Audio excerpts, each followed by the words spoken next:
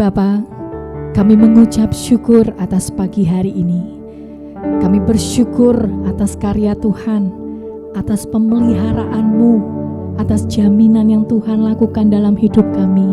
Terima kasih Bapa buat kesempatan pagi hari ini, karena kami boleh datang untuk menyembah, memuliakan nama Tuhan di tempat ini Bapa. Terima kasih ya Tuhan. Biarlah pada pagi hari ini Tuhan, kami mau datang dengan bersukacita, kami mau datang dengan bersyukur ke dalam hadirat Tuhan. Terima kasih Tuhan. Di dalam nama Yesus kami siap untuk menyembah-Mu. Haleluya. Amin.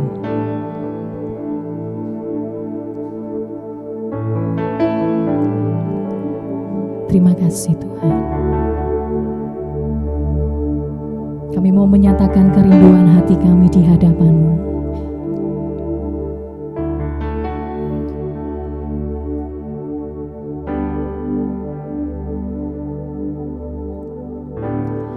Bapakku rindu menyenangkan-Mu, ajarku lebih dalam untuk mengenal-Mu.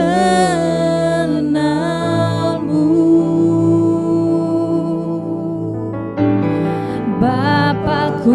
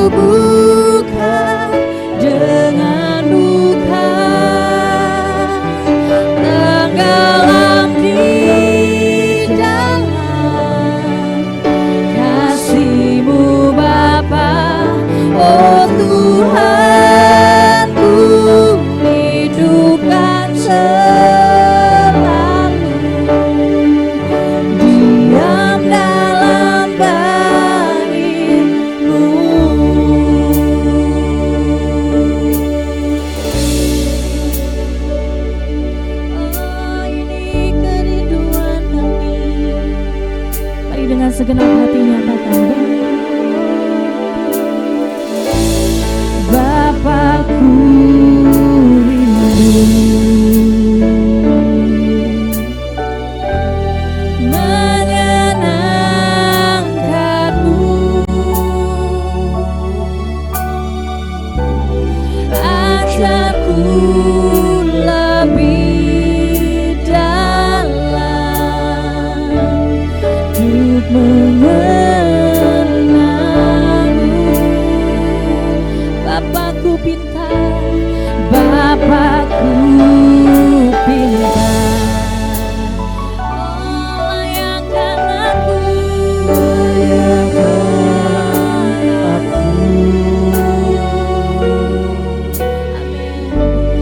Bawaku untuk menyembah-Mu di balik wilayah suci, bertemu bukan dengan luka, tenggelam di dalam kasih-Mu Bapa. Oh Tuhan, ku rindukan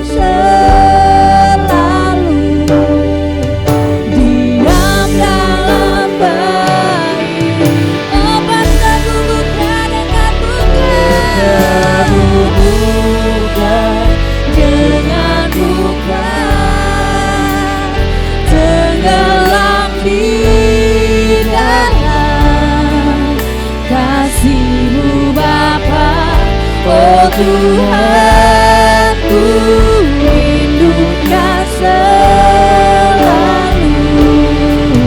diam dalam baik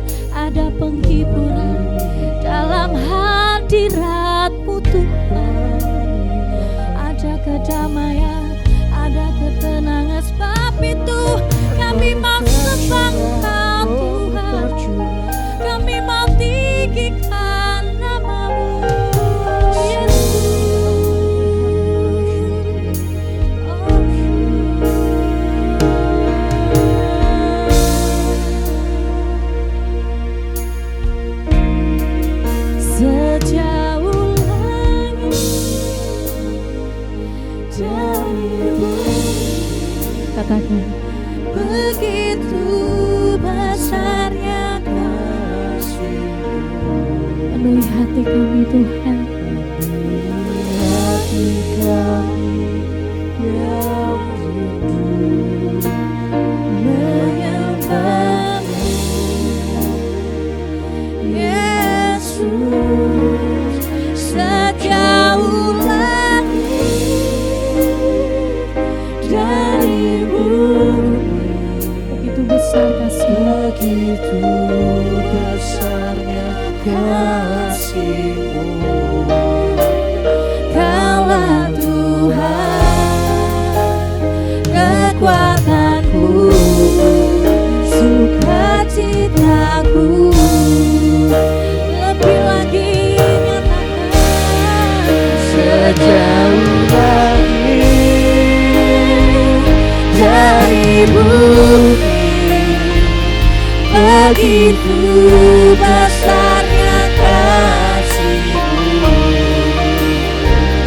Penuhi hati kami yang rindu menyembah-Mu, Yesus. Sejauh langit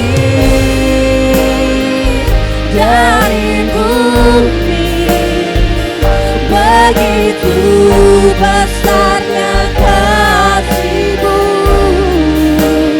Kaulah Tuhan, kekuatanku, sukacitaku. Mari Bapak Ibu Saudara, saya undang bangkit berdiri, sama-sama katakan, sejauh langit dari bumi, begitu besarnya kasih-Mu. Penuhi hati kami yang rindu menyembah-Mu, Yesus. Sejauh langit dari bumi, begitu besarnya kasih-Mu. Kaulah Tuhan, kekuatanku, sukacitaku. Mari lebih lagi katakan, sejauh langit dari bumi, begitu besarnya kasih-Mu. Penuhi hati kami, penuhi hati kami yang rindu menyembah-Mu, Yesus. Sejauh langit dari bumi, begitu besarnya kasih-Mu. Kaulah Tuhan, kekuatanku, sukacitaku. Sebab Kaulah Tuhan, Kaulah Tuhan, kekuatanku, sukacitaku. Sekali lagi katakan, Kaulah Tuhan, Kaulah Tuhan, kekuatanku,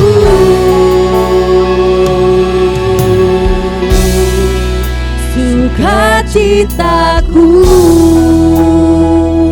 Berikan tepuk tangan yang meriah buat Tuhan kita, sebab Engkaulah kekuatan, Engkaulah sukacita kami Tuhan.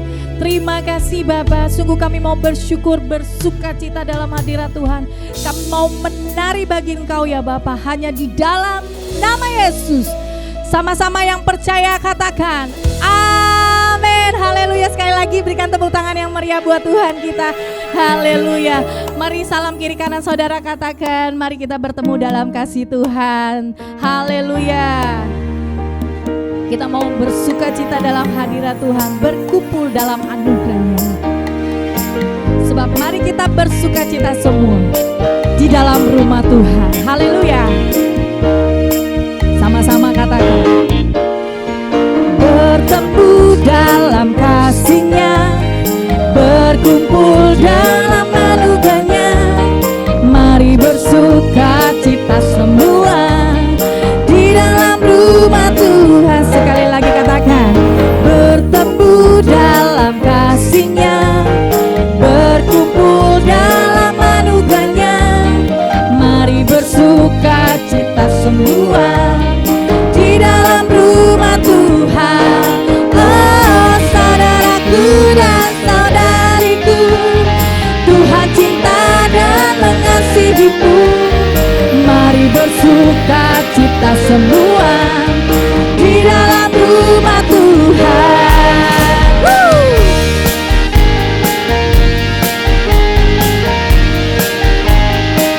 Mari kita mau bersuka cita dalam rumah Tuhan.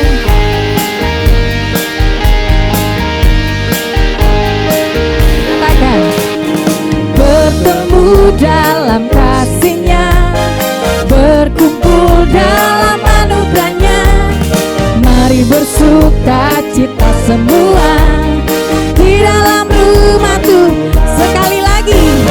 Bertemu dalam kasih-Nya, berkumpul dalam anugerah-Nya.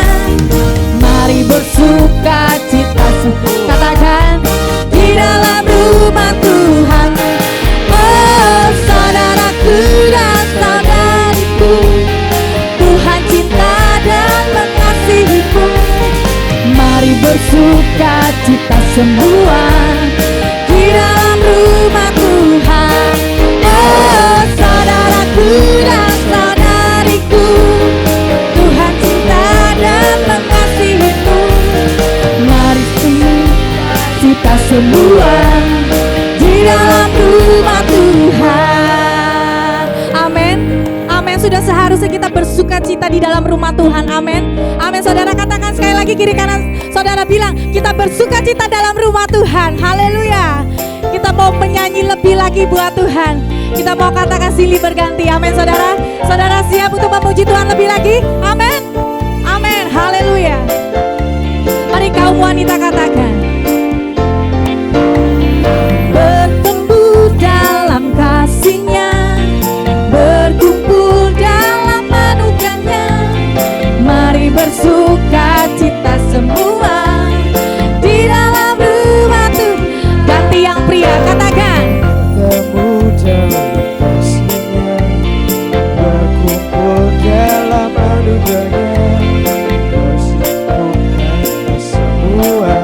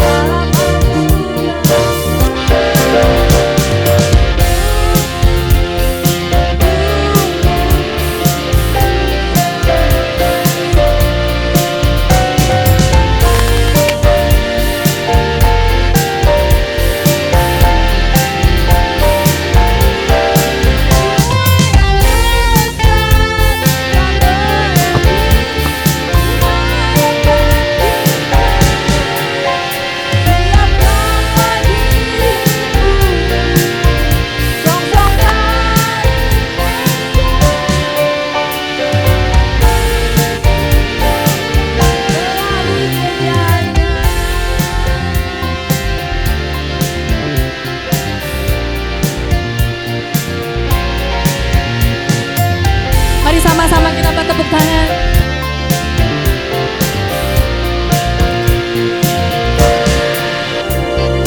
Sebagai saudara seiman di dalam tubuh Kristus, menyerahkan seluruh hidupnya, berbagi kasih bersama. Kadang tawa dan kadang tangis, suka duka bersama. Katakan, yang kuat menanggung yang lemah, dalam anugerahnya kita bertumbuh di dalam kasih, sehati sepikir, setujuan, melangkah bersama. Tuhan yang besar telah menanti di hadapan kita. Siapkanlah dirimu, sosok hari esok, dan Tuhan dimuliakan melalui gerejanya. Katakan, kita bertumbuh di dalam kasih, sehati sepikir, setujuan, melangkah bersama. Tuhan yang besar telah menanti di hadapan kita. Amin. Siapkanlah dirimu, sosok hari esok, dan Tuhan dimuliakan melalui gerejanya. Mari sekali lagi katakan, kita bertumbuh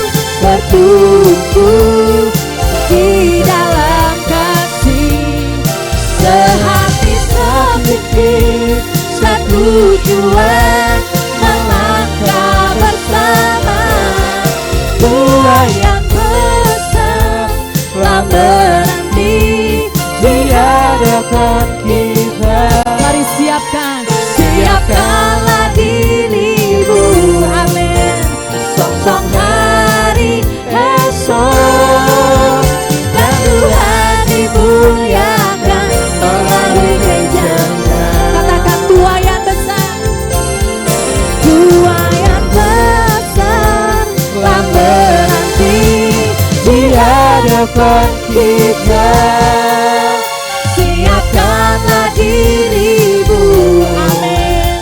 Sosok hari esok, dan Tuhan dimuliakan melalui gerejanya. Katakan, Tuhan dimuliakan, dan Tuhan dimuliakan melalui gerejanya. Sekali lagi katakan, dan Tuhan dimuliakan melalui gerejanya. Haleluya. Bapak Ibu dipersilakan kembali dalam duduk dalam hadirat Tuhan. Mari kita mau persiapkan persembahan kita. Kita mau berdoa di hadapan Tuhan. Bapak, kami mengucap syukur Tuhan, karena pagi hari ini kami dapat beribadah, memuji, memuliakan nama Tuhan. Pagi hari ini Tuhan, kami mau bersyukur karena kami diberikan kesempatan untuk menabur pekerjaan rumah Tuhan di tempat ini. Berkati persembahan, persepuluhan, komitmen yang akan kami tabur pada pagi hari ini. Kami yakin dan percaya bahwa Tuhan sudah melimpahkan berkat-berkat atas hidup kami. Terima kasih Tuhan, kami mau menabur dengan bersukacita di dalam nama Yesus. Haleluya. Amin. Mari kita mau siapkan lebih lagi hati kita.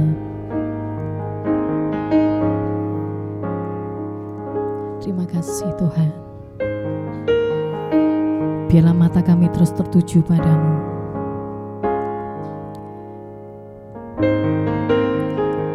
Ajar kami untuk tetap mengikuti kehendak-Mu ya Bapa. Karena kami mau rindu selalu menyenangkan hati-Mu.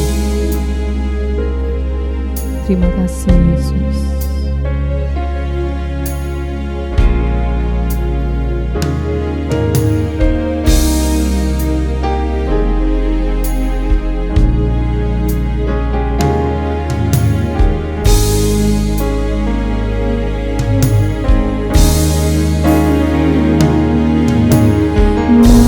Mataku tertuju padamu, segenap hidupku ku serahkan padamu. Bimbing aku masuk rencana-Mu, untuk membesarkan kerajaan-Mu.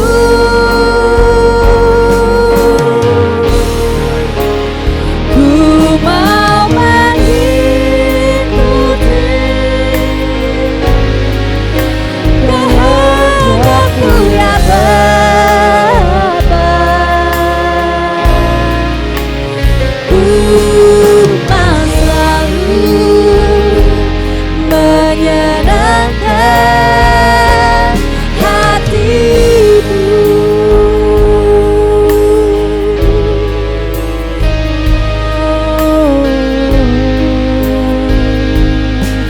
Mari lebih lagi katakan. Mataku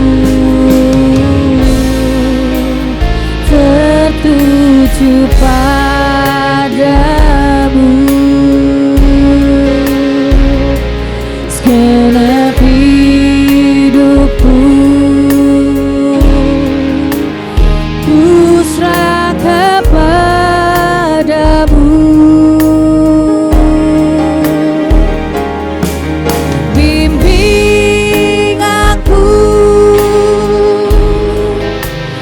masuk rencana-Mu, untuk membesarkan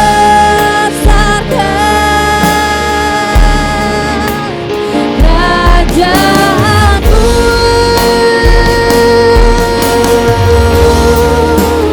Ku mau mengikuti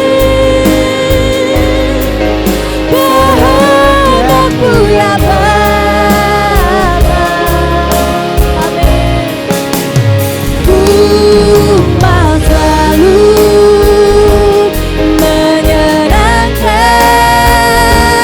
hati-Mu.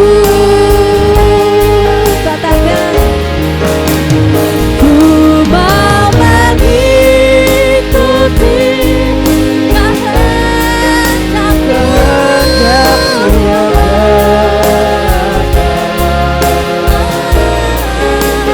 Ku mau selalu menyenangkan hati-Mu.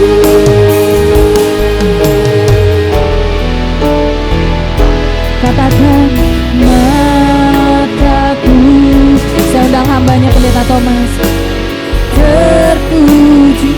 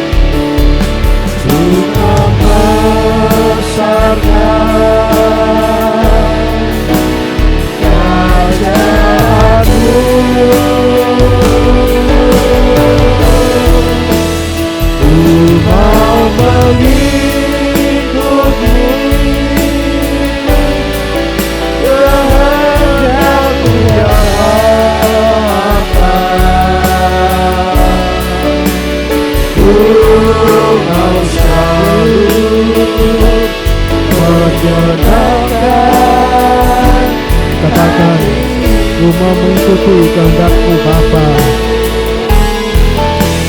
Ku mau mengikuti kehendak-Mu ya Bapa.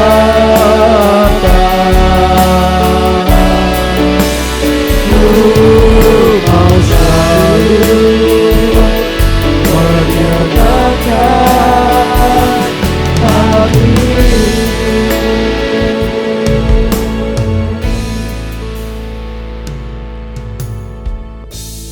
Bapak akan bersyukur jikalau pagi hari ini kami berada di tempat ini, di bait-Mu ini untuk memuji Tuhan, menyembah Tuhan. Terima kasih Bapa, kesempatan yang Tuhan berikan. Kami serahkan kepada Tuhan, biarlah puji-pujian yang kami naikkan di hadapan Tuhan berkenan kepada Tuhan, menyenangkan hati Tuhan, membuat kami semakin dekat dengan Tuhan.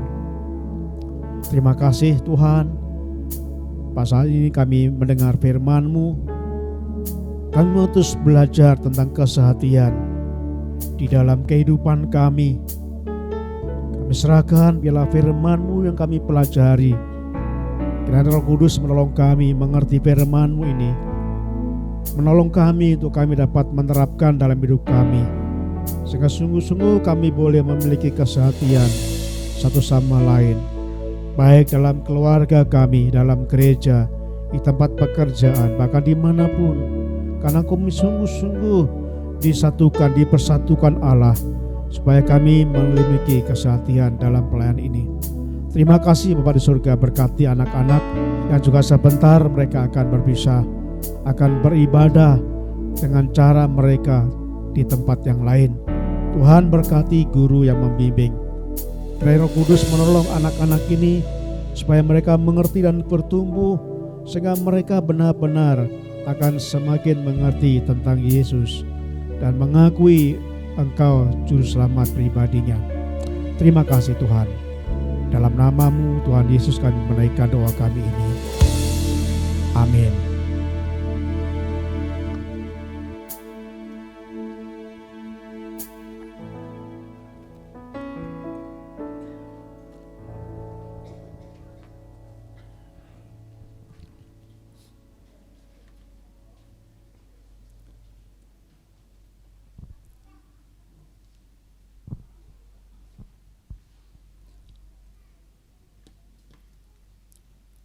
Saudaraku, tema firman Tuhan hari ini, minggu terakhir bulan Februari, akan mengakhiri khotbah seri tentang kesehatian di dalam hidup kita.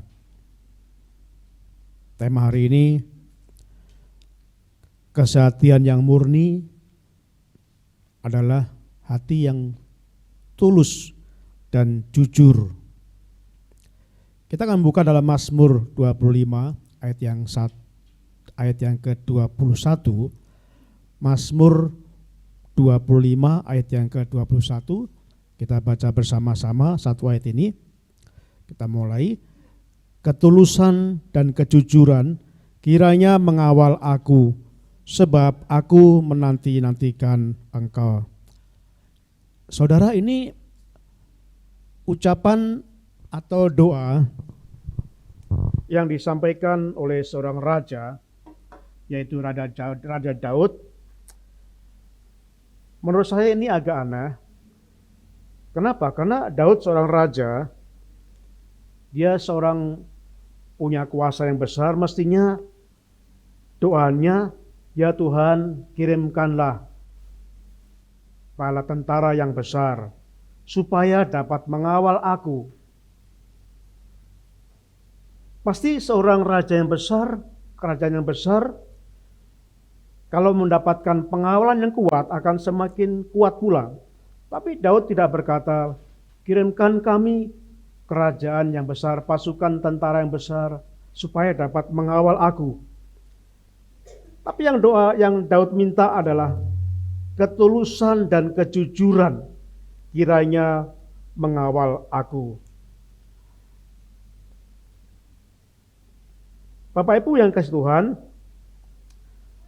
sekarang ini kita hidup dengan banyak kepalsuan ya.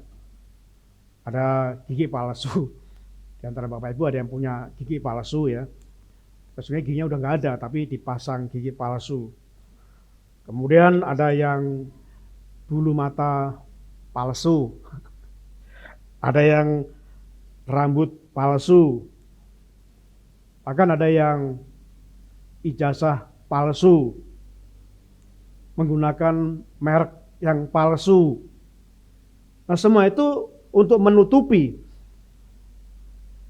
kekurangan-kekurangan yang ada. Jadi kalau kita melihat Bapak Ibu misalkan kalau menggunakan gigi palsu karena sedang gigi nggak ada. Jadi untuk menutupinya maka dipasang gigi palsu. Ketika nggak ada rambut, ya biasanya pakai rambut yang palsu. Jadi untuk menutupi. Nah kadang-kadang senyumannya juga palsu. Bapak Ibu tahu senyuman palsu dan senyuman yang tulus? Bahkan kadang-kadang ramah tamah juga palsu. Saya pernah datang ke sebuah jemaat, waktu datang saya dengar dari luar mereka sedang bertengkar ya, suami istri itu. Saya sengaja nggak masuk karena saya mendengar suara itu. Kemudian begitu saya masuk, langsung ramah, mari pak gitu ya. Jadi ramah tamah yang palsu. Nah kemudian saya khawatir juga kita tema ini, tema kesehatian. Saya khawatir juga kita membangun kesehatian yang palsu juga. Dan bahkan sekarang juga ada banyak sekali agama-agama yang palsu. Jadi saudaraku yang kasih Tuhan, kalau kita melihat segala kepalsuan itu, kepura-puraan itu yang sering disebut Tuhan dengan istilah munafik. Nah kalau kita melihat di dalam firman Tuhan, kalau kita membaca dari dalam Injil Matius pasal yang ke-23 ayat yang ke-27, bagaimana pada saat Tuhan menegur orang ahli Taurat, menegur para orang-orang Farisi dengan perkataan yang sangat keras. Dikatakan dalam Matius ini, celakalah kamu hai ahli-ahli Taurat dan orang-orang Farisi. Hai kamu orang-orang munafik, sebab kamu sama seperti kuburan yang dilabur putih, yang sebelah luarnya memang bersih tampaknya, tetapi yang sebelah dalamnya penuh tulang belulang dan berbagai kotoran.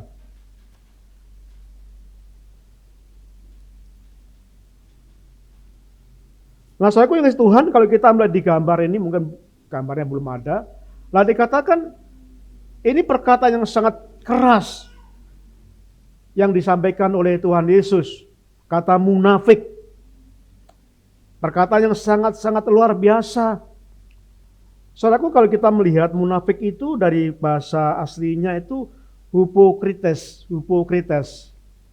Jadi hupokrites itu adalah semacam yang digunakan dengan dunia seni tari atau sandiwara, drama gitu ya. Drama itu satu orang bisa memerankan banyak peran. Nah, dikatakan di sini biasanya menggunakan topeng ya. Bapak Ibu, kalau kita menjadi marang drama mungkin bisa menggunakan macam-macam karakter. Pakai topeng. Nah, dengan begitu dikatakan orang yang pakai topeng itu bisa berubah-ubah.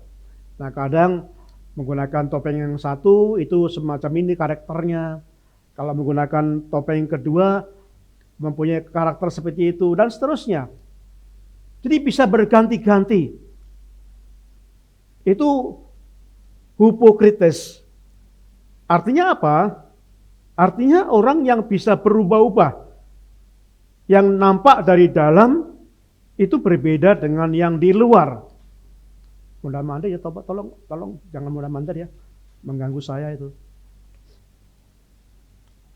Nah, jadi saudaraku dikatakan di sini orang yang nampaknya dalamnya itu bagus, kadang-kadang luarnya belum tentu. Orang Farisi negur dengan kata keras, kamu seperti kuburan. Kamu munafik. Seperti kuburan. Luarnya putih bersih, menarik. Tapi dalamnya penuh dengan tulang belulang yang busuk. Nah, Tuhan paling gak suka dengan munafik. Jadi saudaraku, kita akan rekoreksi apakah saudara sering munafik. Sering berpura-pura. Keramaan saudara, keramaan yang palsu. Kesupelan saudara, kesupelan yang palsu. Bahkan yang paling berbahaya, ibadah yang saudara lakukan itu pun juga ibadah yang palsu. Hanya lahiriah saja. Nah, Tuhan menegur orang yang sedemikian. Tuhan paling gak suka dengan orang yang pura-pura. Jadi kita akan melihat di dalamnya firman Tuhan ini, betapa pentingnya kita memiliki hati yang tulus. Hati yang tidak pura-pura. Hati yang sungguh-sungguh sama dari luar dan dalam hati. Saudara, kalau kita melihat Tuhan Yesus itu sangat menyukai ya orang yang tulus. Tuhan gak suka orang yang berpura-pura. Tuhan sukanya hati yang tulus. Dikatakan dalam Matius pasal 10 ayat 16, hendaknya kamu cerdik seperti ular dan tulus seperti merpati. Menurut saudara, mana yang penting? Cerdik atau tulus? Kalau kita melihat dalam Matius ini, dua-duanya penting. Dikatakan hendaknya kamu cerdik, tetapi juga tulus. Sama-sama penting. Tapi kalau kita melihat, banyak orang mementingkan kecerdikan. Orang sering berbondong-bondong bagaimana supaya anak-anaknya menjadi anak yang cerdik, anak yang pintar. Tetapi sering menyepelekan ketulusan hati. Itulah sebabnya orang yang cerdik, yang tidak tulus, orang yang hanya cerdik saja, yang menekankan kecerdikan, yang mengabaikan ketulusan, biasanya menjadi orang yang licubeng. Tahu licubeng, saudaraku? Licik, curang, bengis. Lah sekarang banyak sekali orang yang licik, orang yang curang, orang yang bengis. Kenapa? Karena hatinya nggak dipoles. Karena nggak ada ketulusan. Sehingga mereka berkata seenak sendiri, memaki-maki seenak sendiri, dan sebagainya. Dan saudaraku, kita lihat pagi hari ini, mari kita belajar bahwa Tuhan sangat melihat hati ya. Tuhan sangat melihat hati.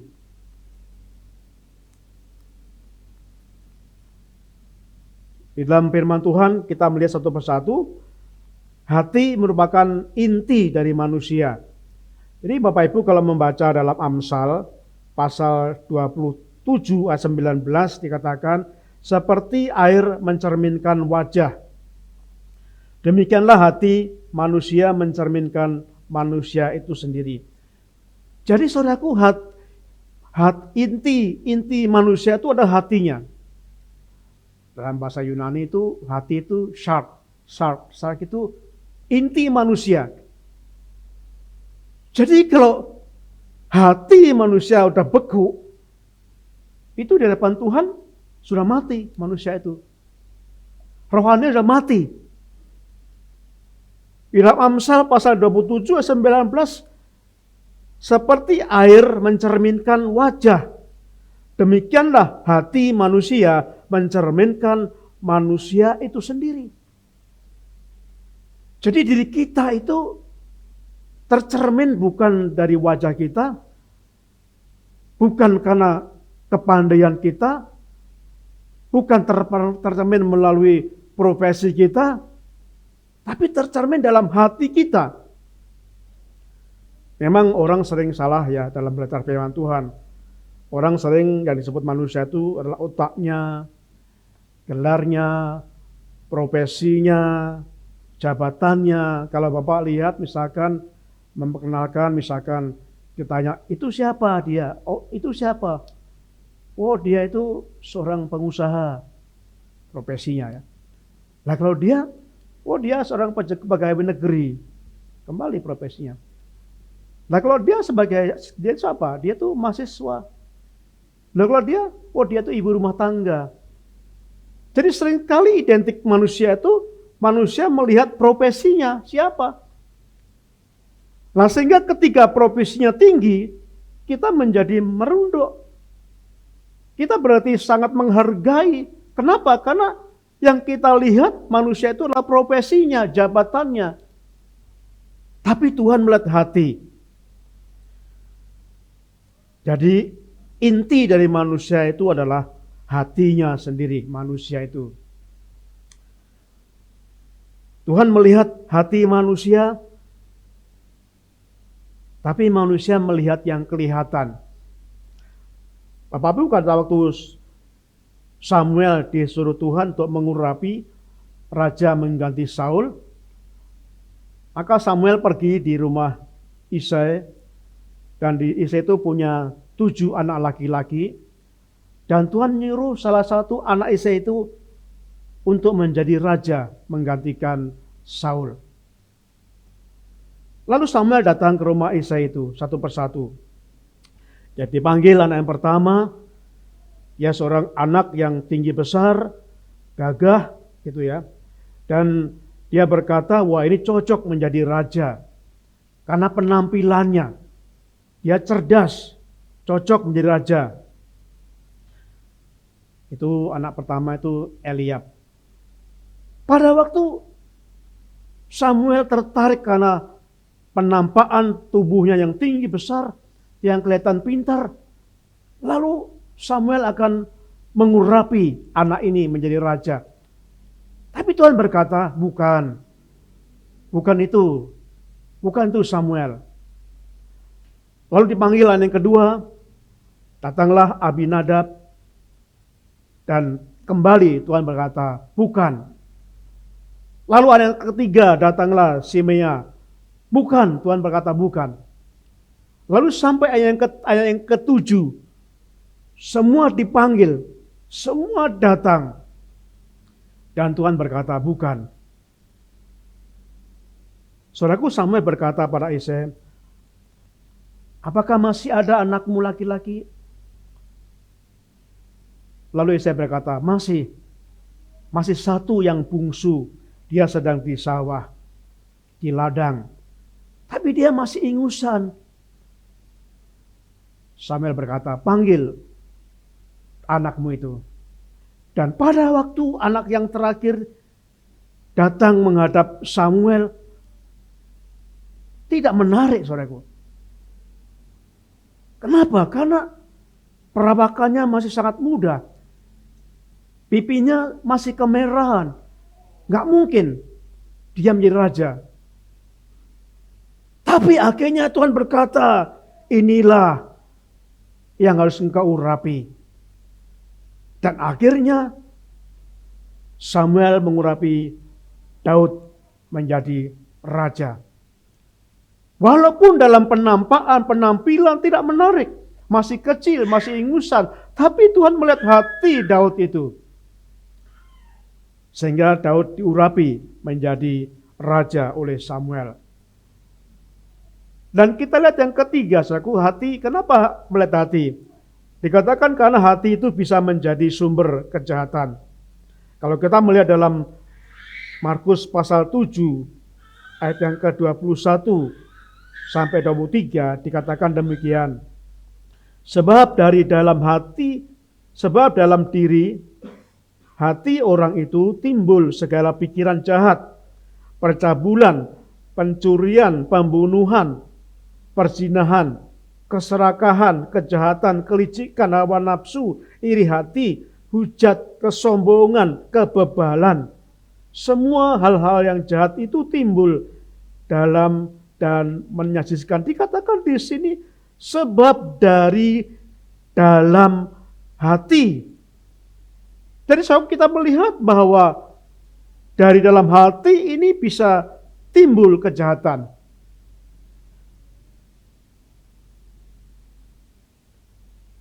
Bisa timbul pikiran yang jahat, bisa timbul percabulan, bisa timbul pencurian, pembunuhan, dan segala macam kejahatan. Itu diawali dari hati yang jahat. Ada istilah saudaraku sumber itu kepale. Sumber, kalau sumbernya itu jahat.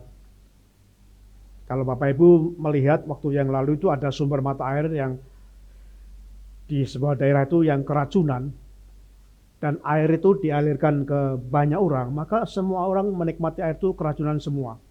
Kenapa? Karena sumbernya racun. Kalau hati kita jahat, hati yang menjadi sumber kehidupan kita, maka perkataan kita akan perkataan yang jahat.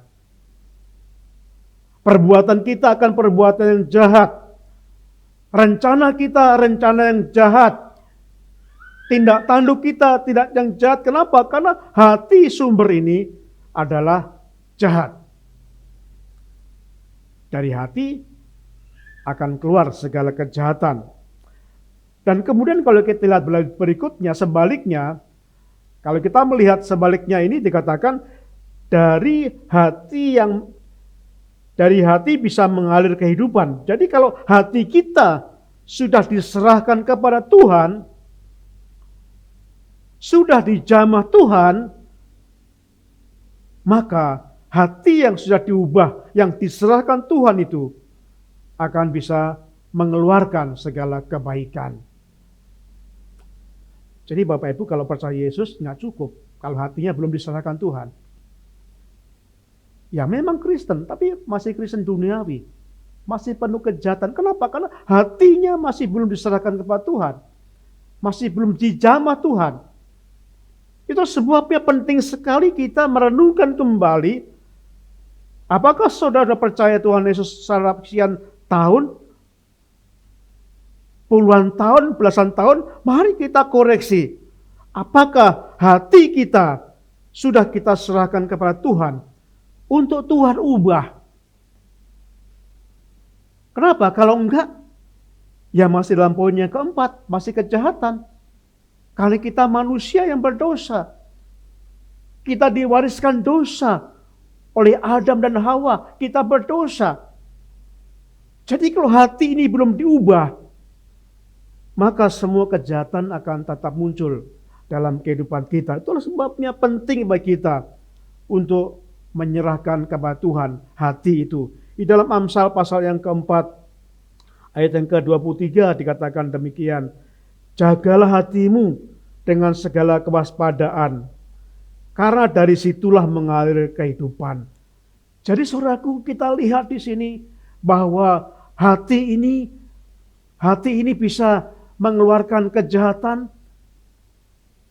Jikalau hati kita jahat, maka perkataan kita akan perkataan yang jahat.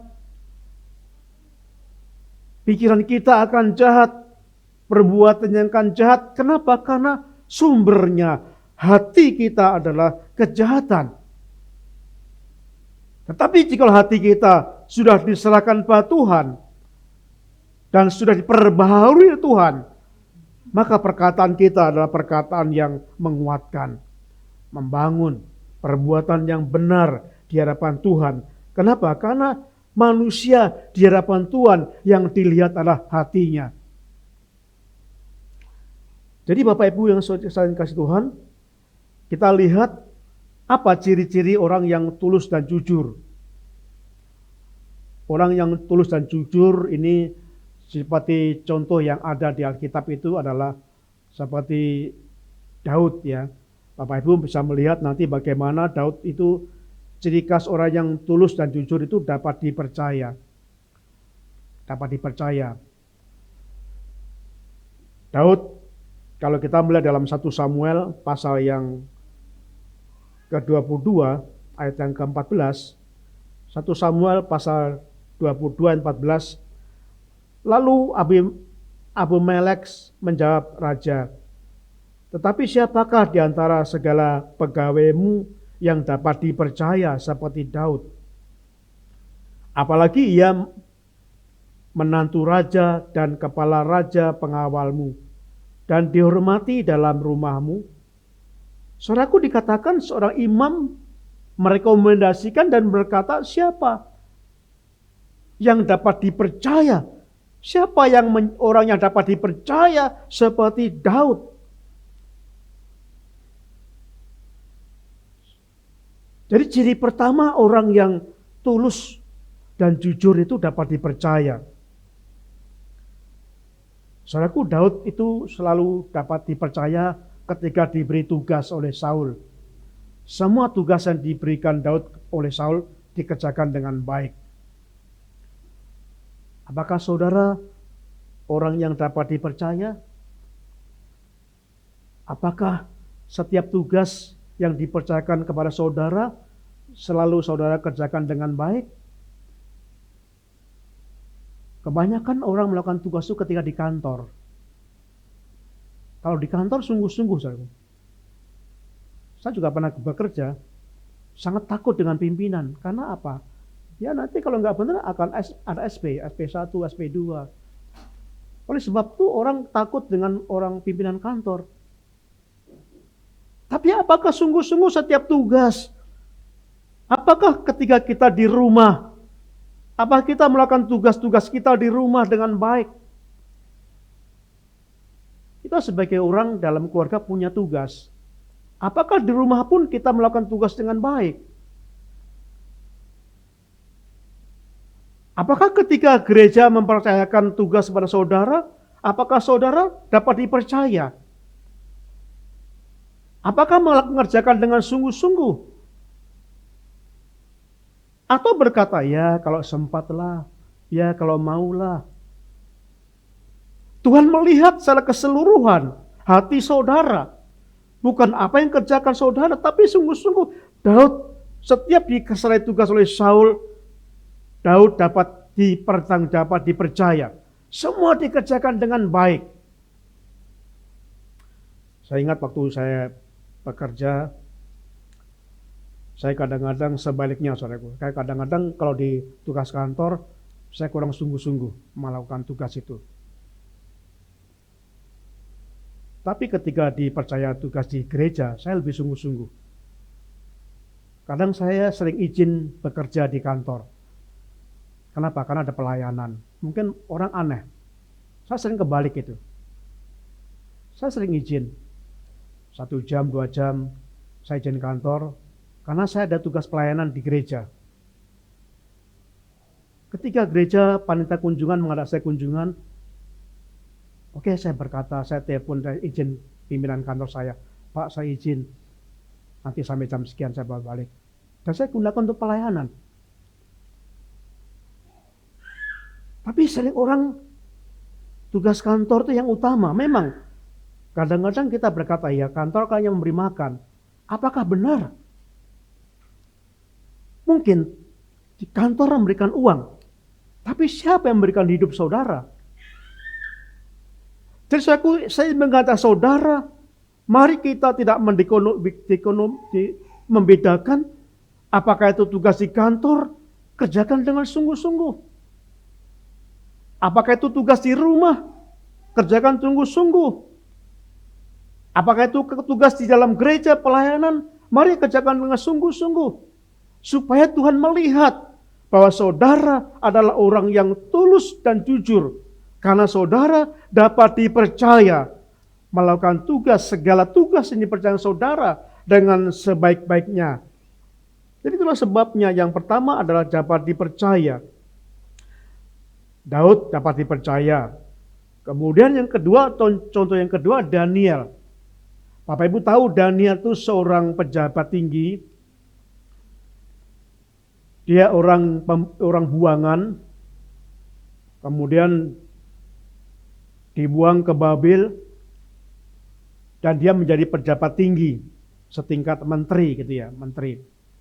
Yang luar biasa pada waktu Daniel bekerja menjadi pejabat tinggi, itu dikatakan Daniel sudah mengalami pergantian 4 raja di Babel. 4 raja, coba perhatikan 4 raja, tetap menterinya tetap Daniel. Artinya apa? Artinya Daniel sangat dapat dipercaya. Waktu ada tuduhan-tuduhan, tentang penyalahgunaan jabatan. Dan dikatakan tidak ada alasan. Daniel dikatakan bersih. Kalau kita membaca dalam Daniel pasal 6 ayat yang keempat sampai 5 dikatakan demikian. Maka Daniel ini melebihi para pejabat tinggi dan para wakil raja. Karena ia mempunyai roh yang luar biasa. Dan raja bermaksud untuk menempatkannya atas seluruh kerajaannya. Kemudian para pejabat tinggi dan wakil raja itu mencari alasan dakwaan terhadap Daniel dalam hal pemerintahan. Tetapi mereka tidak mendapat alasan apapun atau sesuatu kesalahan. Sebab ia setia dan tidak ada didapati sesuatu kelalaian atau sesuatu kesalahan padanya. Jadi nggak ada kecurangan. Ada tujuan-tujuan, ada tuduhan-tuduhan. Tetapi Daniel dinyatakan bersih, clear. Sehingga Daniel dipertahankan menjadi suatu menteri yang sangat penting. Walaupun raja berganti 4 kali, tapi Daniel tetap menduduki jabatan itu. Karena Daniel dapat dipercaya. Saudaraku, mari kita akan menjadi orang yang dapat dipercaya. Orang yang tulus, orang yang jujur, itu tandanya salah satunya adalah dapat dipercaya. Dimanapun Tuhan berikan tugas saudara, apakah itu tugas di kantor dalam pekerjaan, apakah tugas sebagai keluarga, apakah tugas di dalam pelayanan, dimanapun, mari kita akan lakukan dengan sebaik mungkin untuk membuktikan bahwa kita itu orang yang tulus, orang yang jujur, karena kita dapat dipercaya. Bapak Ibu yang kasih Tuhan, ada seorang penjual kuda. Suatu kali dia menawarkan kudanya yang sangat bagus. Kuda itu ya dia menawarkan dengan harga $200, yaitu kisah zaman dulu ya, $200. Kudanya bagus. Kemudian ada yang pembeli menawarnya, kok mahal sekali Pak kudanya? Lalu penjual berkata, ini kuda yang bagus. Bapak nggak rugi kalau membeli kuda ini. Saya beli kuda itu seharga $150. Jadi saya jual $200 karena saya mengambil untung $50 saja. Udah Pak, beli aja, Bapak nggak rugi. Setelah dilihatnya, kalau ditawar nggak boleh, akhirnya pembeli berkata, oke, saya beli kuda Anda seharga $200. Setelah dibayar, lalu pulanglah mereka. Pada sore hari, penjual kuda ini datang ke pembeli itu.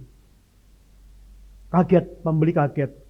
Pak, ada apa? Apakah uangnya kurang? Oh enggak. Tapi saya baru ingat, ternyata waktu saya beli kuda itu harganya $100. Bukan 150. Jadi saya beli kuda itu hanya $100. Dan seperti saya katakan, saya mengambil untung $50 saja.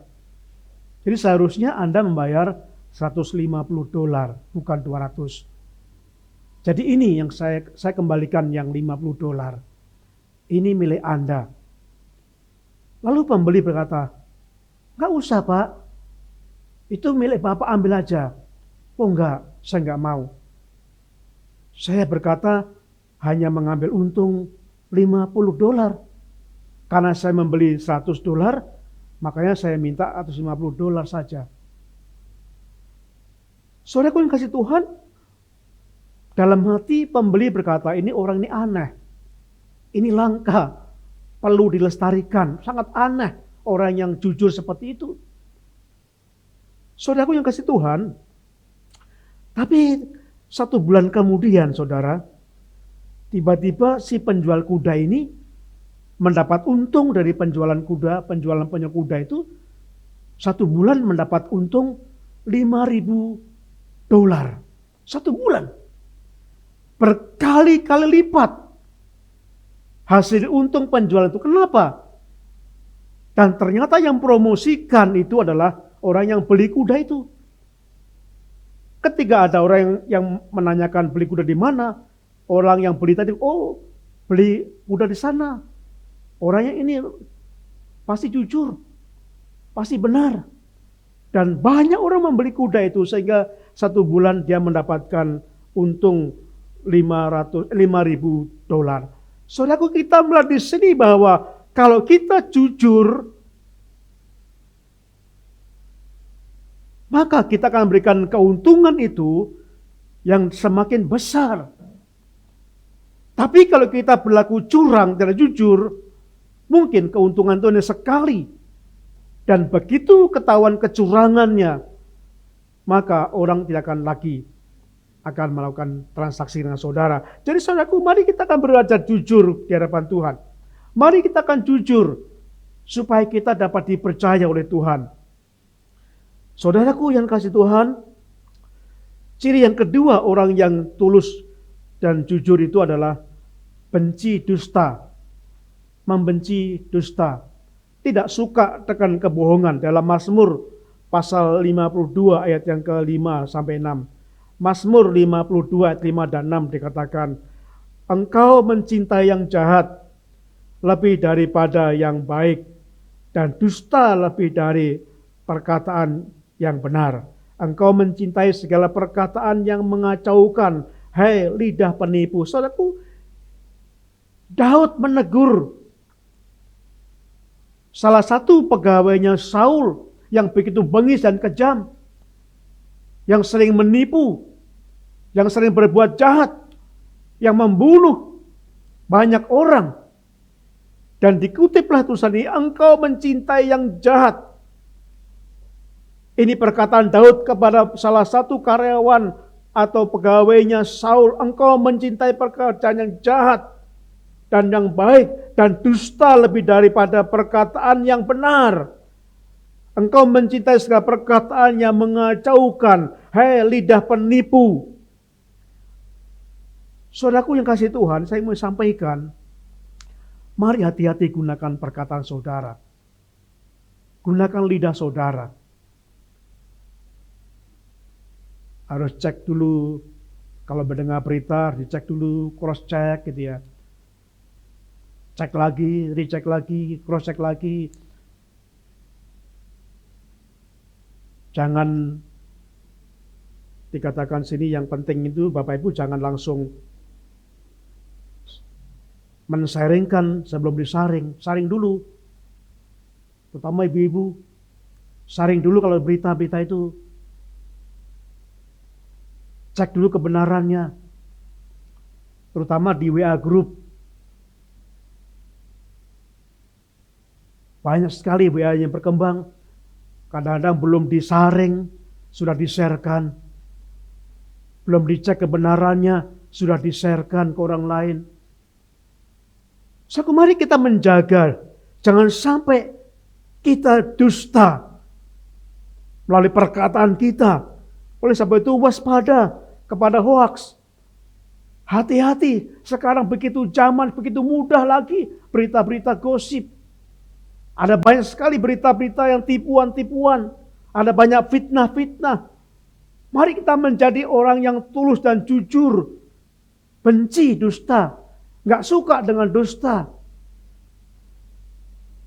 Jangan omongan orang langsung diterima. Mendengar berita dari orang langsung diterima, bahkan langsung di-share ke orang lain, sehingga menjadikan gosip, menjadikan berita hoaks, sehingga menjadikan fitnah, sehingga menimbulkan pembunuhan karakter orang-orang yang menerima itu. Saya beberapa kali menjadi korban fitnah, saudaraku. Banyak sekali saya sering kali mendengar berita fitnah. Dan sering kali setelah saya klarifikasi, saya temukan, dan dia hanya berkata, oh ternyata begitu, maaf ya. Enak saja, hanya minta maaf ya. Gitu. Saudaraku, mari coba kita renungkan. Orang yang menjadi korban fitnah itu semacam korban pembunuhan karakter. Mungkin kita nggak membunuh secara fisik, Tapi pada waktu kita mencawangkan hoaks itu, menyebarkan gosip, menyebarkan berita yang tipuan, fitnah, itu sama dengan seorang membunuh harta seseorang. Itu sebabnya Tuhan ingin supaya kita membenci dusta. Tinggalkan dusta. Dan itu ciri yang kedua dari orang yang tulus dan jujur. So kita melihat bagaimana apa yang kita rasakan, apa yang kita alami. Jikalau saya dan saudara menjadi orang yang tulus dan jujur, berkat apa yang kita terima dari orang tulus dan jujur. Dikatakan dalam Kisah Rasul pasal yang ke-13, Kisah Rasul 13 ayat yang ke-22, dikatakan demikian. Setelah Saul disingkirkan, Allah mengangkat Daud menjadi raja mereka.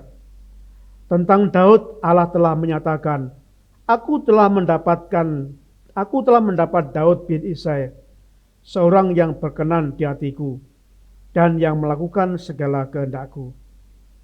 Dikatakan di sini,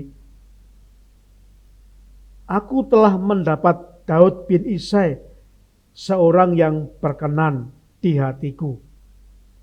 Saudaraku, kalau kita jujur, kalau kita tulus, Tuhan berkenan dalam hidup kita. Kita diperkenan oleh Tuhan.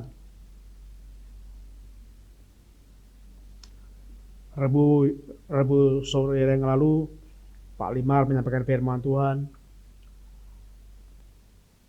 Kalau kita pengen disenangi orang, berbuatlah baik pada orang itu. Tapi kalau kita pengen disenangi Tuhan, lakukan kebenaran. Tapi sayang banyak orang lebih menyenangkan orang. Risiko orang yang melakukan kebenaran, banyak orang gak senang, saudaraku. Tapi kalau saudara ingin menyenangkan orang, itu gampang sekali.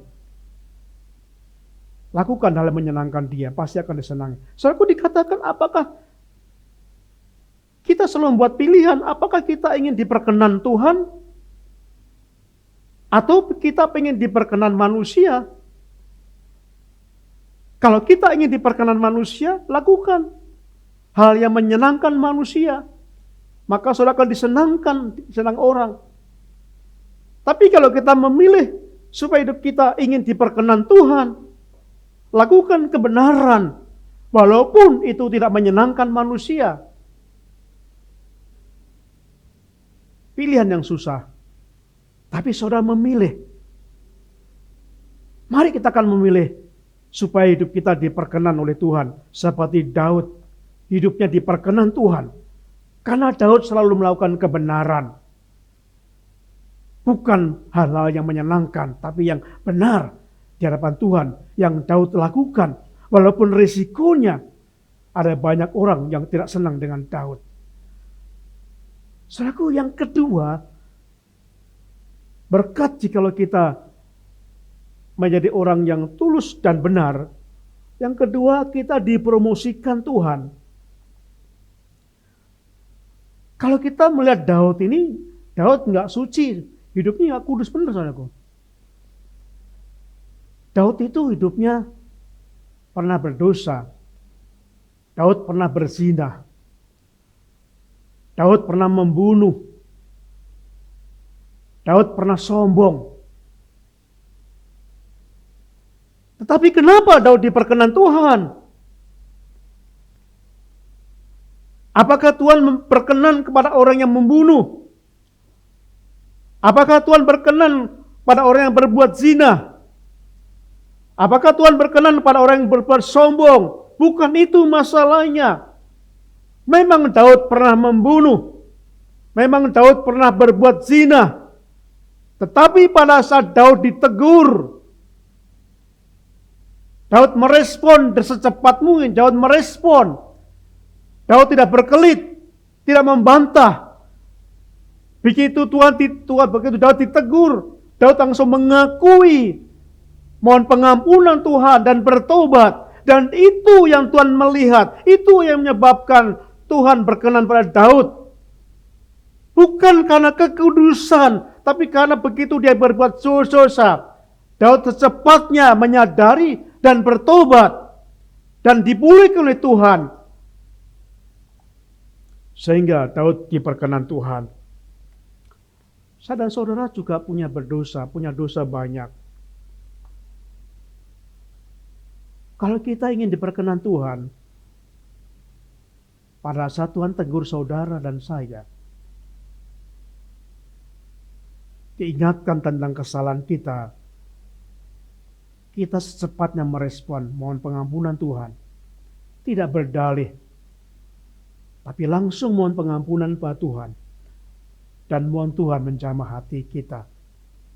Hati kita akan berkenan pada Tuhan. Dan kita melihat berkat yang lain adalah Tuhan mempromosikan. Di dalam Yesaya pasal yang ke-13. Yesaya 33 ayat 15 dan 6. Yesaya pasal 33 ayat 15 dan 6 dikatakan demikian. Orang yang hidup dalam kebenaran, yang berbicara dengan jujur, yang menolak untung hasil pemerasan, yang mengebaskan tangannya supaya jangan menerima suap, yang menutup telinganya supaya jangan mendengarkan rencana penumpahan darah, yang menutup matanya supaya jangan melihat kejahatan. Perhatikan ayat 16. Dialah seperti orang yang tinggal aman di tempat-tempat tinggi. Bentengnya ialah kubu di atas bukit batu. Rotinya disediakan, air minumnya terjamin. Ini menggambarkan bagaimana orang yang sendiri dipromosikan Tuhan. Dipromosikan dengan jabatan yang lebih tinggi. Digambarkan tempatnya yang tinggi. Tinggal di tempat yang aman. Dilindungi benteng pertumbuhan Allah, di perlindungan Allah. Menikmati berkat-berkat yang luar biasa yang disediakan. Semuanya terjamin. Ini dampak atau berkat dari orang yang sungguh-sungguh dipromosikan Tuhan. Kenapa? Karena melihat hati kita. Karena melihat sikap kita, kejujuran kita, ketulusan kita. Sehingga Tuhan mempromosikan orang-orang semacam itu. Saudaraku, kalau kita dipromosikan karena prestasi kita, talenta kita, kadang-kadang gak lama bertahan.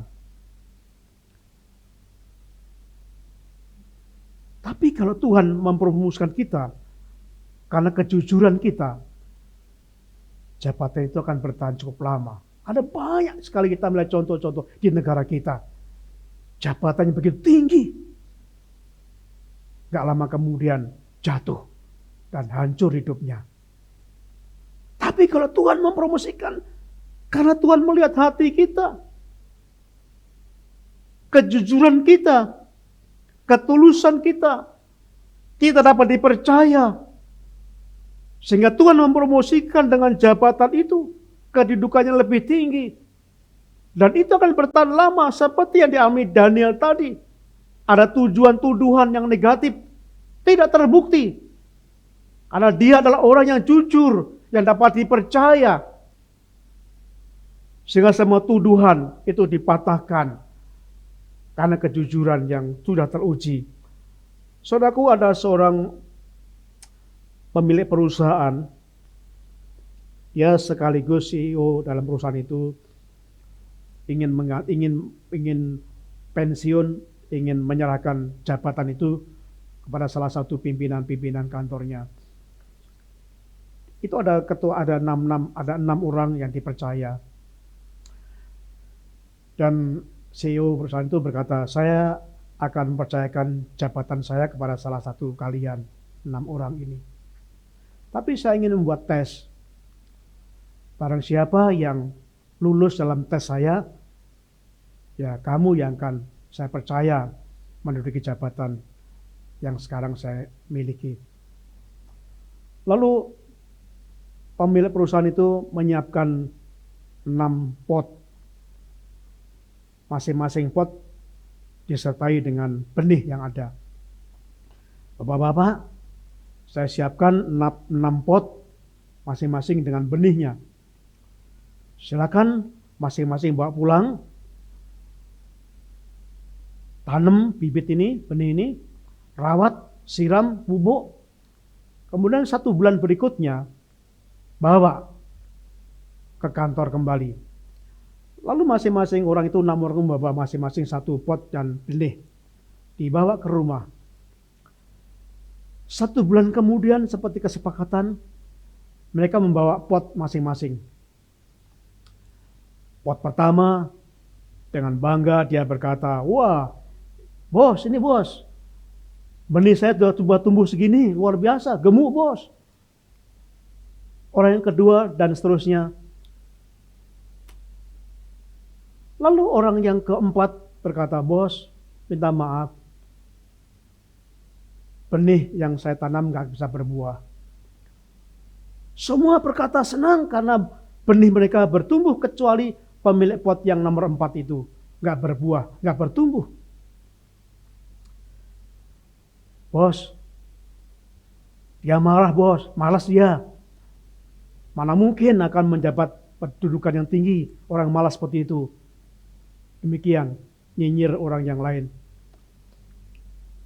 "Ya bos," dengan rendah hati pemilik pot 4 berkata, "Ya bos, minta maaf. Saya udah bekerja keras. Pagi saya siram, saya kasih pupuk, saya lihat setiap hari, saya tengok setiap hari. Tapi tetap tidak tumbuh tunas. Tidak tumbuh tunas sedikit pun. Jadi bos, saya minta maaf. Saya sudah berusaha keras, tapi nggak bertumbuh." Memang ada godaan dari istri saya. Istri saya berkata demikian, "Coba beli aja benih yang lain. Siapa tahu benihnya itu akan bertumbuh." Tapi saya nggak mau mendengar istri saya. Karena saya percaya omongan bos, ini benih yang disiapkan gue bos. Jadi saya nggak mau beli benih yang lain. Pada akhirnya rapat dimulai. Pemilik perusahaan berkata, "Saudara-saudara, terima kasih atas kerja keras saudara. Dari 6 pot ini, 5 pot semuanya tumbuh dengan baik. Tapi yang pot yang keempat tidak bisa bertumbuh. Sekarang saya sudah mendapatkan calon pengganti saya. Pemilik nomor 4 inilah menjadi pengganti saya." "Loh, kok bisa bos? Kan gak bertumbuh." "Iya, saudara. Tahukah saudara bahwa benih-benih yang saya pasang, saya sampaikan itu semua sudah saya rebus dengan air panas mendidih.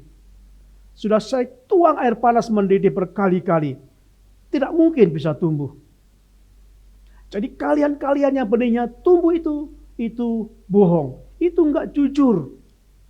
Mana mungkin saya bisa mempercayakan kepada Anda orang yang enggak jujur." Saudaraku yang kasih Tuhan, sangat banyak kecurangan di dunia ini. Dalam dunia pekerjaan apapun banyak orang yang curang. Banyak sekali kecurangan-kecurangan. Di dalam pemerintahan, dalam swasta, dalam bisnis, dalam perdagangan, semuanya, bahkan yang sangat menyesalkan, banyak di dalam pekerjaan rohani pun tidak jujur di hadapan Tuhan. Tapi Tuhan ingin melihat kejujuran hati anak-anaknya. Saya percaya saudara dan saya masih rindu untuk memberikan kejujuran kita di hadapan Tuhan. Saudara, orang jujur kelihatannya bohong, orang jujur kelihatannya bodoh, kelihatannya bohong, kelihatannya bloon, bukan. Tapi Tuhan melihat kesukaan orang yang hatinya jujur itu. Orang dunia menertawakan. Karena orang jujur itu seperti orang yang bodoh, seperti pandir. Tapi Tuhan suka orang yang sungguh-sungguh jujur di hadapannya. Saya ingin mengajak saudara untuk mengakhiri khotbah saya pada hari ini. Mari kita akan seperti Daud, seperti Daniel. Mari kita bangun hidup kita ini dengan ketulusan dan kejujuran, bukan dengan kemunafikan. Senyumlah dengan jujur, dengan kejujuran. Jangan senyum dengan pura-pura. Saudara bisa senyum pura-pura? Seperti contoh tadi ketika saya bertamu di sebuah anggota keluarga jemaat. Saya parkir motor, saya mendengar di luar mereka berantem suami istri itu. Begitu saya masuk, mereka sangat ramah, seperti nggak ada masalah. Itu kebohongan. Mungkin kita bisa mengucapkan selamat pagi dengan senyum, tapi Tuhan melihat hati saudara. Apakah ucapan saudara itu jujur, tulus? Mungkin kita bisa melakukan kesehatian, tapi Tuhan bisa melihat apakah kesehatian kita itu jujur atau kepura-puraan. Saya merindukan kita membangun kesehatian dengan jujur, dengan hati yang tulus dan jujur. Saya percaya saudaraku, di tengah-tengah kebohongan ini Tuhan masih mementingkan kejujuran dalam kehidupan kita. Mari bangun kesehatian yang murni, kesehatian yang dibangun dengan dasar hati yang tulus dan jujur. Hati yang tulus dan jujur itu tandanya dapat dipercaya. Buktikan bahwa saudara dapat dipercaya. Dapat melakukan tugas dengan baik. Apakah ketika dalam pekerjaan, lakukan pekerjaan sebaik mungkin, seperti untuk Tuhan. Kami selalu mendoakan anak kami ketika pagi sebelum mereka berangkat bekerja. Kami mendoakan Tuhan, biarlah mereka berkati supaya dapat melakukan tugas dengan baik, seperti melakukannya untuk Tuhan. Saya ingin supaya mereka nggak munafik, supaya mereka semua ditujukan kepada Tuhan. Tuhan melihat saudara, kejujuran saudara. Lakukan tugas apapun di kantor dengan sebaik mungkin, seperti untuk Tuhan. Tetapi jangan hanya pekerjaan di kantor, tapi pekerjaan di rumah pun lakukan semua itu dengan yang terbaik. Demikian pula pada waktu pelayan di gereja, lakukan semua itu dengan yang terbaik, seperti untuk Tuhan. Jangan dibeda-bedakan. Karena Tuhan melihat penilaian Tuhan adalah menyeluruh. Biarlah kita menjadi orang yang sungguh-sungguh dapat dipercaya. Kita benci dosa. Dan kita akan diperkenan Allah. Dan akhirnya kita dipromosikan Tuhan dengan sesuatu yang lebih tinggi. Firman Tuhan berkata, barang siapa tidak dapat percaya dengan mamon, tidak akan mungkin dipercaya dengan perkara yang besar. Mamon bicara dengan uang. Kalau saudara tidak dapat dipercaya dengan uang yang masa kecil, saudara nggak akan dipercaya dengan masalah yang besar. Mari kita akan dapat dipercaya Tuhan. Lakukan apa saja dengan jujur, supaya Tuhan melihat, mempercayai kita, dan kita akan dapat dipromosikan dengan tugas yang lain yang lebih tinggi. Janji Tuhan, aku akan menjadikan engkau ekor. Nah, berarti masih melek ya. Aku akan menjadikan engkau ekor. Ya, masih melek. Aku akan menjadikan engkau kepala, bukan ekor. Amin. Jika saudara melakukan dengan sungguh kejujuran, bukan munafik, bukan supaya dilihat orang, tapi tujukan buat Tuhan. Tujukan buat Tuhan. Biarlah Bapakmu yang di surga, di tempat yang tersembunyi melihat kejujuran hatimu. Maka engkau akan dipromosikan Tuhan. Akan dijadikan kepala, bukan ekor. Amin.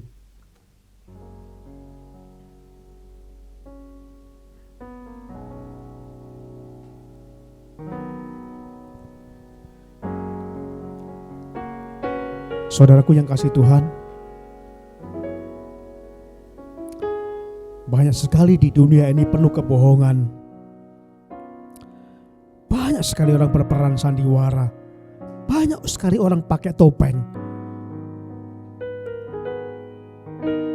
Terus sebabnya Tuhan tegur orang Farisi. Hai engkau munafik.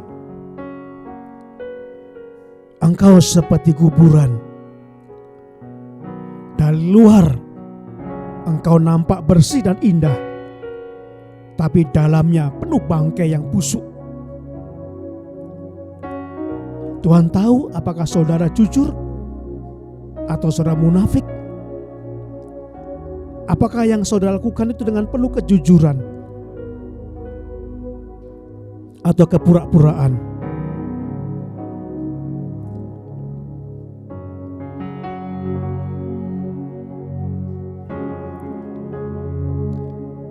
Kita akan naik pujian, selidiki aku Tuhan. Mari berkata pada Tuhan seperti Daud. Ketika Daud bertobat, ditegur karena melakukan dosa itu, Daud bertobat. Dan Daud berkata, Tuhan selidiki aku. Mari kita berkata, Tuhan selidiki aku. Sekiranya ada kebohongan, Tuhan nyatakan supaya saya bisa memperbaiki, supaya saya bisa bertobat. Sekiranya ada kepura-puraan dalam hidup saya, Tuhan tolong nyatakan. Ini perkataan Daud sesaat ditegur oleh Nabi Nathan karena Daud berbuat zina. Daud gak mengelak walaupun dia raja yang besar. Tapi Daud berkata, Tuhan ampuni saya mengaku dosa saya. Dan setelah itu Daud berkata, selidiki aku Tuhan. Mari kita memujikan pujian ini. Biar Tuhan tunjukkan, nyatakan kita, supaya kita memperbarui diri, supaya tidak ada kepura-puraan dalam hidup kita, supaya tidak ada kemunafikan dalam hidup kita. Semuanya murni dan berkenan pada Tuhan.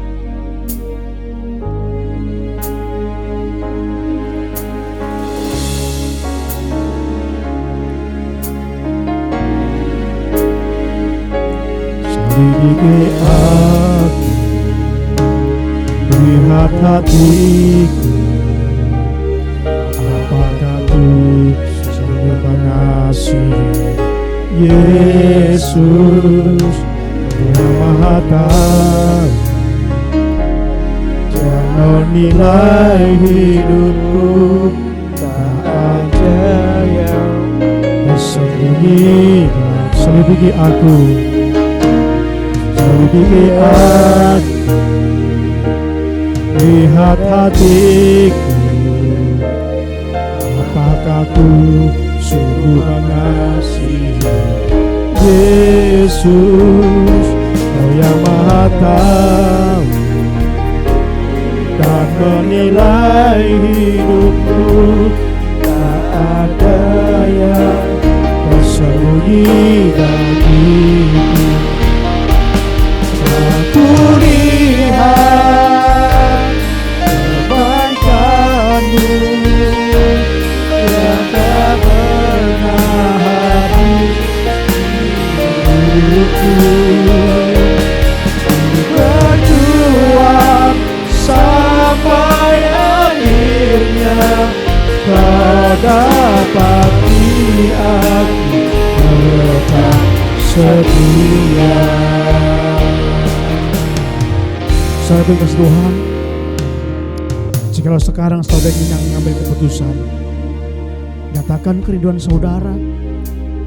Mungkin selama ini kita sering berdusta, kita sering berbohong, kita sering melakukan yang tidak jujur, kita sering menceritakan yang tidak benar. Setelah kita mendengar firman ini, Tuhan benci orang yang dusta. Tuhan merindukan kita sungguh-sungguh orang yang jujur, dapat dipercaya. Silakan saudara berdoa. seperti Daud.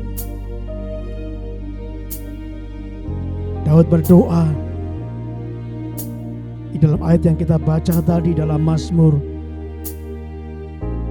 Ya Tuhan, berikan saya kejujuran dan ketulusan. Ya Tuhan, kiranya ketulusan dan kejujuran mengawal hatiku. Biarlah Tuhan menolong saya dan saudara, sehingga ketulusan dan kejujuran selalu mengawal dalam kehidupan kita. Saat kita berlaku tulus dan jujur, dapat dipercaya, tidak suka dusta. Tuhan melihat hatimu dan Tuhan berkenan kepada engkau. Maka Tuhan akan mempromosikan engkau, mengangkat engkau, memberkati engkau, menjadikan engkau kepala bukan ekor, yang tempat pelindungannya dilindungi dengan kubu-kubu Allah, tempat tinggi yang disediakan makan dan minum. Itu janji Tuhan kepada orang yang berkenan kepada Tuhan, kepada orang yang sungguh-sungguh dipromosikan Tuhan. Silakan saudara berkata dengan jujur kepada Tuhan. Jikalau ada saudara, mungkin saudara sering berbohong, sering berkata-kata yang bohong, gak jujur. Mungkin saudara sering berpura-pura, seperti main sandiwara, seperti pakai topeng. Mari kita tinggalkan itu. Ingat apa yang dikatakan Tuhan kepada orang Farisi. Hai engkau orang munafik, engkau seperti kuburan, nampak dari luar indah, tapi dalam hatimu busuk, penuh bangkai. Bapa di surga, kami menyerahkan kepada Tuhan.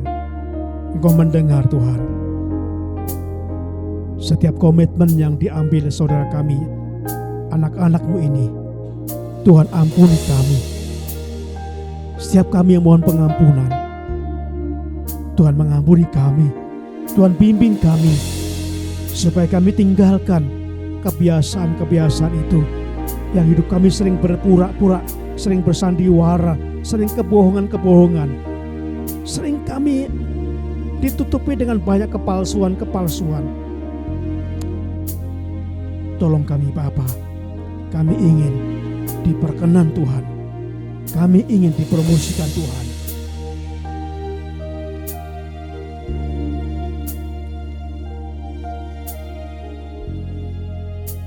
Kita akan berkata kembali pada Tuhan, selidiki aku Tuhan.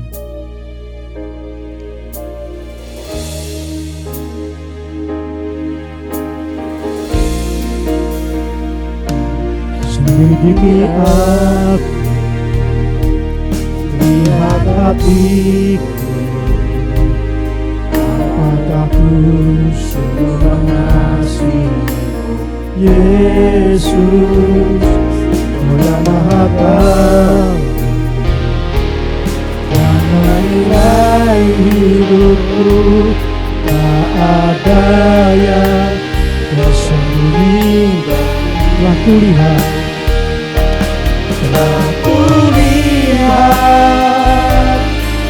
kebaikan-Mu yang tak pernah habis di hidupku. Berjuang sampai akhirnya, Kau dapat lihat.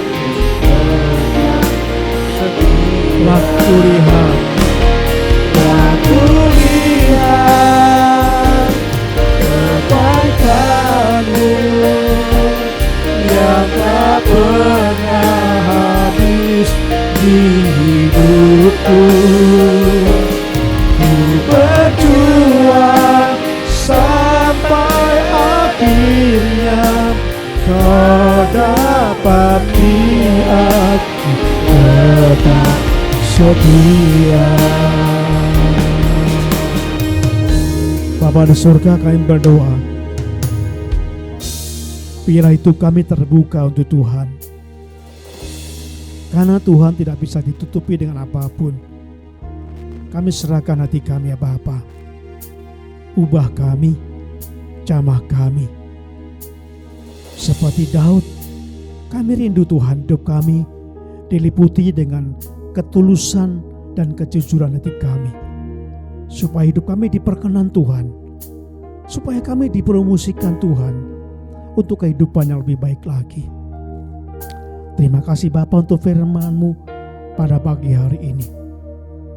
Bapa, kami berdoa untuk bangsa kami, pemerintah kami menyerahkan kepadamu ya Bapa, untuk rangkaian pemilihan umum yang sudah berjalan tanggal 14 Februari yang lalu. Berkati untuk proses penghitungan suara secara manual oleh KPU. Tuhan berikan hati KPU, berikan kewaspadaan, berikan ketelitian, berikan semua orang dapat sabar menantikan.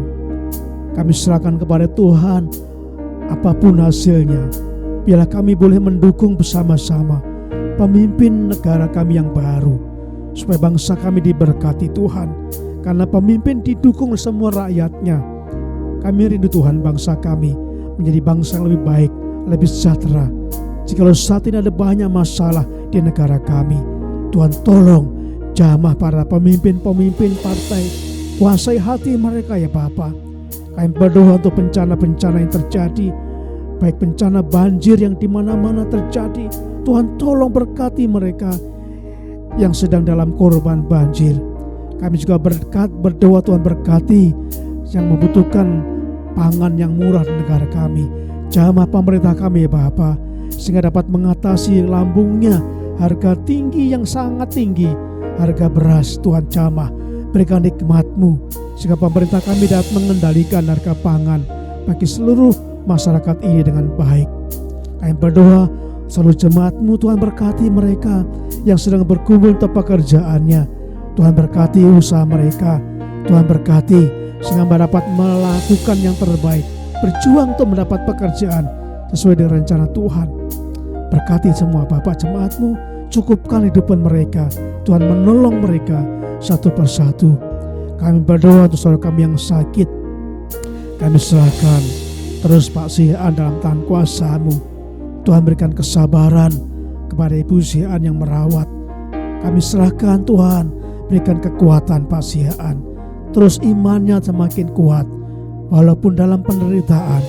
Kiranya Pak Sian tetap berharap pada Tuhan, imannya tetap kepada Tuhan Yesus Kristus Juru Selamat itu. Kami berdoa untuk Dedek Sherin. Terima kasih Bapa, kami serahkan pemulihan untuk Sherin. Tuhan berkati Tuhan, supaya Sherin disembuhkan kembali, dipulihkan seperti semula sehat, pulih sempurna dalam nama Yesus. Kami bersyukur Tuhan atas berita sukacita untuk Ibu Karel, Ibu Rachel dalam masa kehamilannya anak yang kedua. Tuhan berkati Ibu Rachel secara fisiknya, berkati Tuhan janin dalam kandungannya, berkati selalu bertumbuh dengan sehat, bertumbuh dengan baik sampai lahir dengan keadaan sehat dan selamat karena perlindungan Tuhan. Terima kasih Bapa di surga, terima kasih Tuhan. Kita mengakhiri ibadah kita.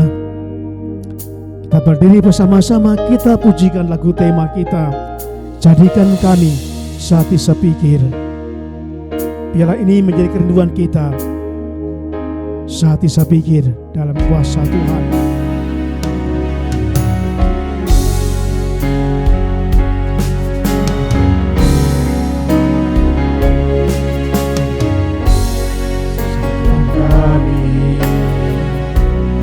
Satu dalam kuasa-Mu, sebab kami bersaudara.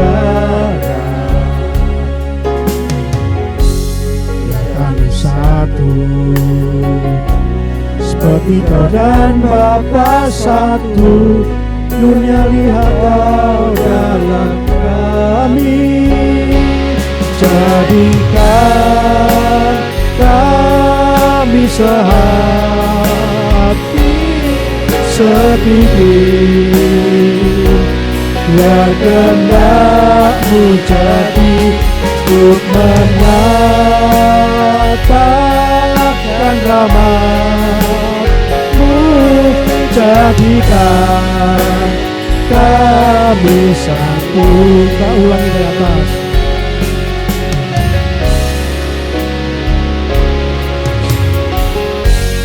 Satukan kami, satu dalam kuasa-Mu, sebab kami bersaudara. Ya kami satu, seperti Kau dan Bapa satu.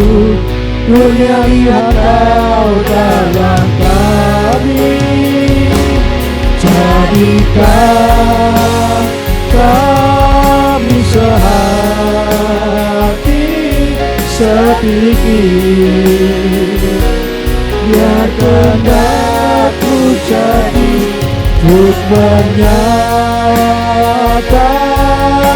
rahmat.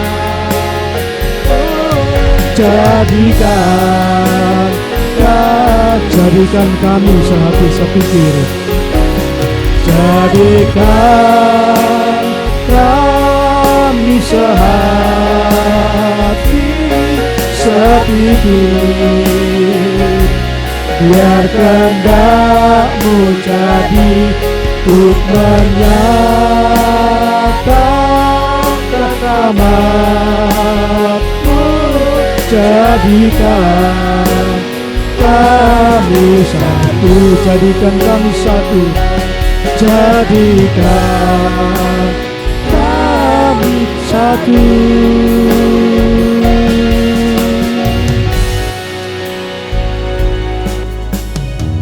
Saudaraku yang kasih Tuhan, kita akan mengakhiri ibadah kita pada saat ini. Kita akan tinggalkan tempat ini, pulanglah ke rumah masing-masing. Pada saat kita pulang, kiranya damai sejahtera Allah yang melampaui segala akal akan memelihara hati dan pikiranmu dalam Kristus Yesus. Amin.